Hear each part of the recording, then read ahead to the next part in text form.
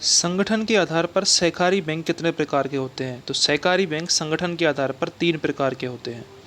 निम्न में से किस सहकारी संस्था के सदस्य प्रायतः एक ही गांव अथवा पड़ोसी गांव के लोग होते हैं? प्राथमिक सहकारी साख समितियों के लोग एक ही गांव अथवा पड़ोसी गांव के लोग होते हैं। कोऑपरेटिव सोसाइटीज एक्ट के अनुसार प्रत्येक समिति को अपने लाभ का न्यूनतम कितना भाग संचित कोष में जमा कराना पड़ता है? अपने लाभ का न्यूनतम 1/4 भाग संचित कोष में जमा कराना पड़ता है कोऑपरेटिव सोसाइटीज एक्ट के द्वारा प्रत्येक समिति को। ठीक है।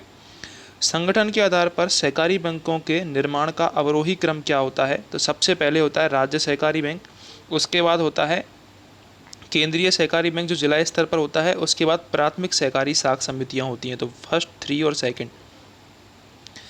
सहकारी साख समितियों का मुख्य उद्देश्य क्या नहीं है? सदस्यों को आर्थिक सहायता प्रदान करना, यह है। व्यवसाय करना मुख्य उद्देश्य नहीं है सहकारी साख समितियों का। ठीक है। निम्न में से किस समिति की सिफारिश पर राज्य सहकारी बैंकों की स्थापना की गई? तो करेक्ट आंसर होगा यहाँ पर मैकलेगन समिति की सिफारिश पर। इंपॉर्टेंट क्वेश्चन है। मैकलेगन समिति की सिफारिश पर राज्य सहकारी बैंकों की स्थापना की गई थी। निम्न में से किस बैंक का कार्य विश्व के सभी देशों की मुद्राओं को खरीदना एवं बेचना होता है? तो करेक्ट आंसर है इसका विनिमय बैंक। विनिमय बैंक का कार्य होता है विश्व के सभी देशों की मुद्राओं को खरीदने एवं बेचने का। रिजर्व बैंक को पूर्व में किस नाम से जाना जाता था? इंपीरियल बैंक ऑफ इंडिया के नाम से RBI reserve bank of India को जाना जाता था।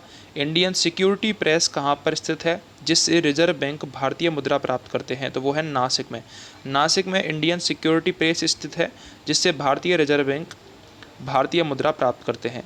राजस्थान सहकारिता अधिनियम 2001 कब लागू हुआ था? इंपॉर्टेंट क्वेश्चन है। तो 14 नवंबर 2002 को राजस्थान सहकारिता अधिनियम एक्ट 2001 लागू हुआ था।